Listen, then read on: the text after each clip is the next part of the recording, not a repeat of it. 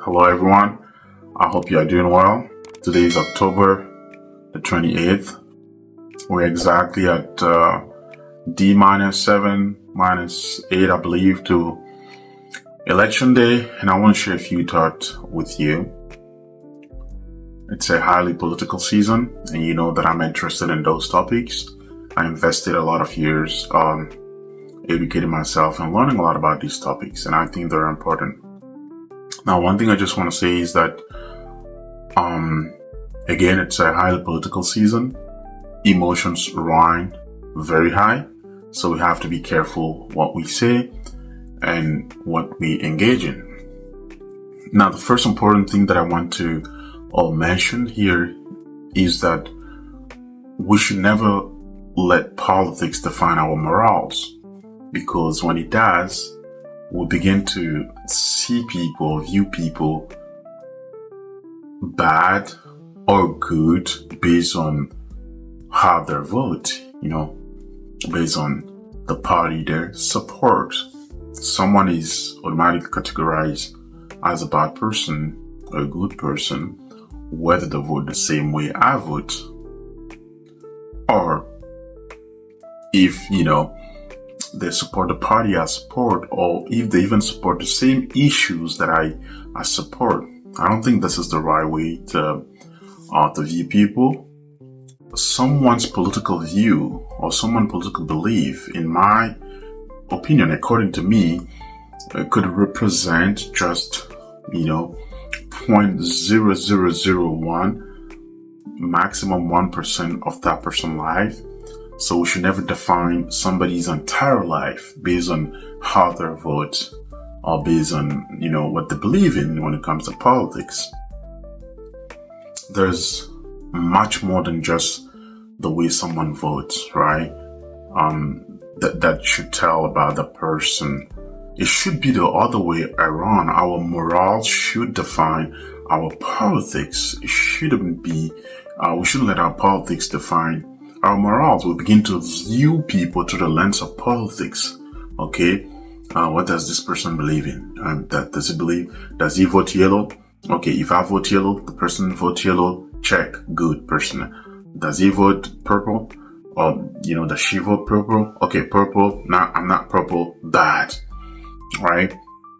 We begin to create a lot of distances, a lot of division, based on what I said earlier. Just a tiny percentage of somebody's life, and I don't think that's fair.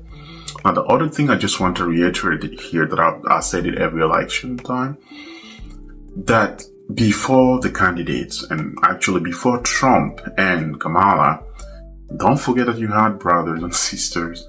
Don't forget that you have co-workers. Don't forget that you have friends, that you have different type of relationships. And in the name of I want to say a seasonal,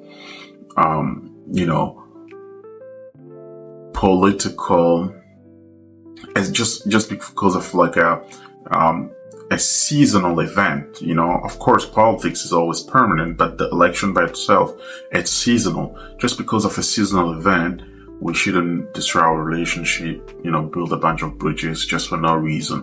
All right. Another aspect that we should remember is that people's views on important topics, on things, emerge over time, evolve, right?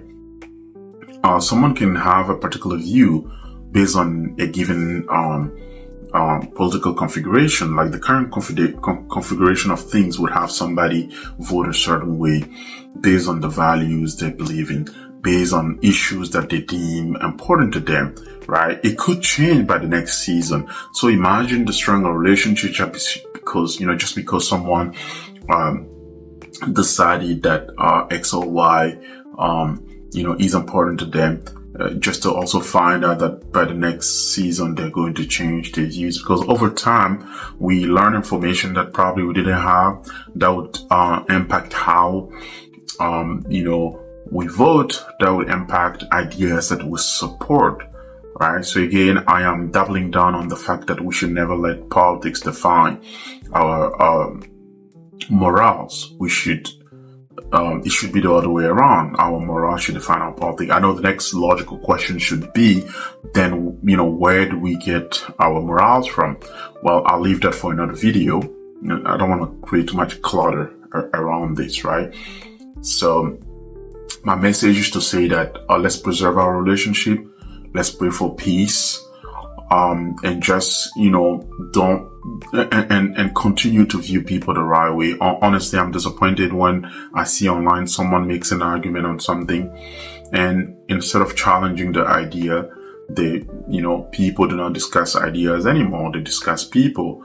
If you're a bad person, then everything you say, if they deem you a bad person, then everything else that you say by default is going to come out bad, right?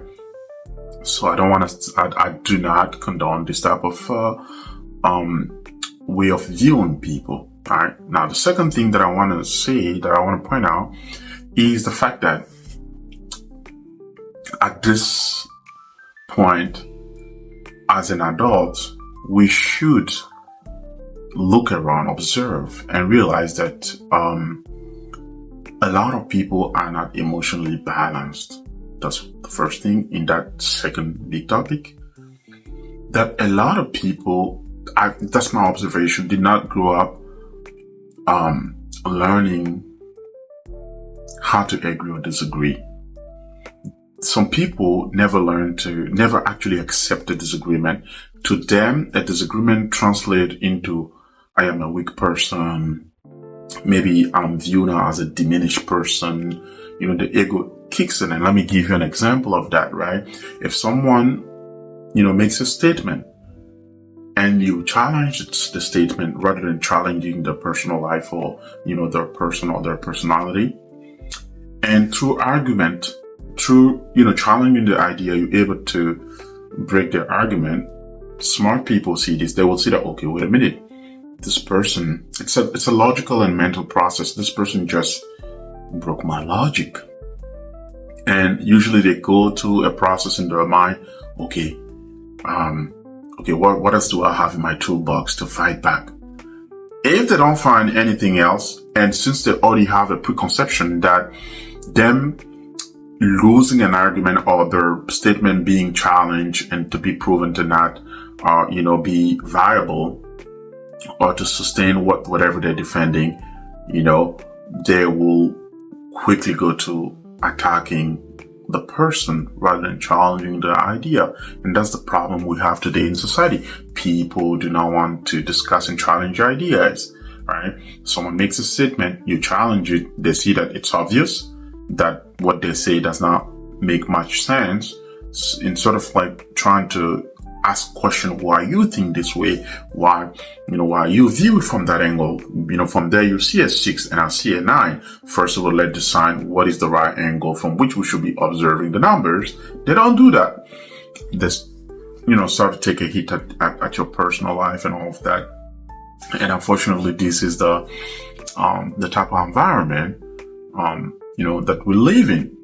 All right, why am I bringing that? Just to say that probably it's time to refrain from even arguing with people who don't want to debate ideas, but rather, just shove stuff in your throat. People just want to force their ideas on you. People want to say things but don't want to be challenged. And sometimes those are the basics thing that, like, the most basic things people will say. And then you just, with a simple question, why do you think so? They get upset, right? And then you come to realize that people are just there to, the majority of people, I shouldn't generalize, just repeat talking points and headlines without even investing the time to really understand how those headlines and talking point came to fruition.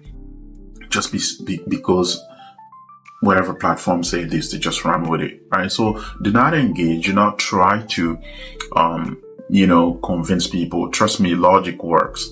If you can demonstrate that, you can challenge someone, but just keeping it on the idea level, trust me, eventually, I might not admit it in front of you, but eventually, internally, people know, oh, wait, maybe what I said wasn't really the right thing. So just keep in mind that so many people have a misconception of discussion, dialogue.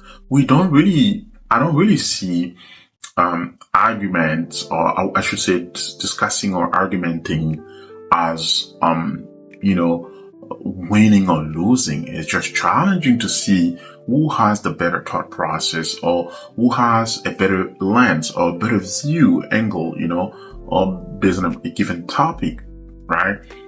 Past that, people go to the, or just because of the personal stuff and personal attacks, which I believe is not productive. So keep those two things in mind. Now let's recap. I'm going to recap by starting from my last point. Remember that a lot of people do not accept agreement. They actually did not learn that growing up. They must be right all the time.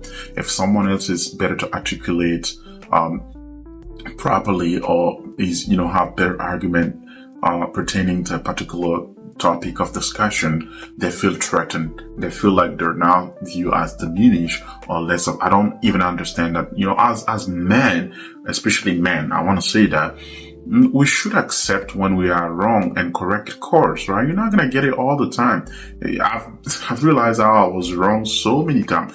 Growing up, maybe I'm lucky. I've never had any issue accepting when at some point I realized that, wait a minute, this person is just so smart. They're making, better argument, explaining it and backing it up with something that throws my entire logic, they just make my entire logic look silly, right? You just accept it and you learn from that, right? You're not going to be good at everything. So I understand that there are people who view discussion as winning and losing. So the ego kicks in and they're diverse to personal attack rather than discussing ideas. And to end up with that part is that, remember this quote, that high people with high spirit discuss ideas and people with low spirit discuss people. Now the last thing that I want to summarize is, again, I'm not gonna say anything new, just to say, don't view people through a political lens. Don't let politics define your morals. Let your moral define your politics. Now make sure you're getting your morals from the right place. Thank you so much. Just wanted to share this with you. I pray for peace before election, and I pray for peace after election, right? It's because there is peace that we can, still sit and challenge each other and talk with one another and get around, and live our lives, right? So we should always promote peace. And just, again, if we should ever debate, let's go back to challenging ideas rather than just insulting and not trying to understand why someone sees a 6 and why the other person sees a 9. Now, with that said, thank you. If you like this and you want to promote peace in this highly politicized season, share this video. By the way, this is my page and my new channel. We're going to be doing a bunch of podcasts, and these I have line up great guests in different domains that I'm interested in, high caliber guests that I promise you learn a lot through this podcast and videos to come. In the meantime, I just chose to share this and have my team working on all these videos. Eventually we're going to be sharing with you. So share, subscribe, and challenge anything that I said in this video. I would like to learn from you. Since I wanted to keep it under 15 minutes, maybe, you can contribute to whatever I said. Just put it in a comment and I'll be more than happy to read and learn from you. Thank you so much. I pray for peace. God bless America, and may the best win. Amen.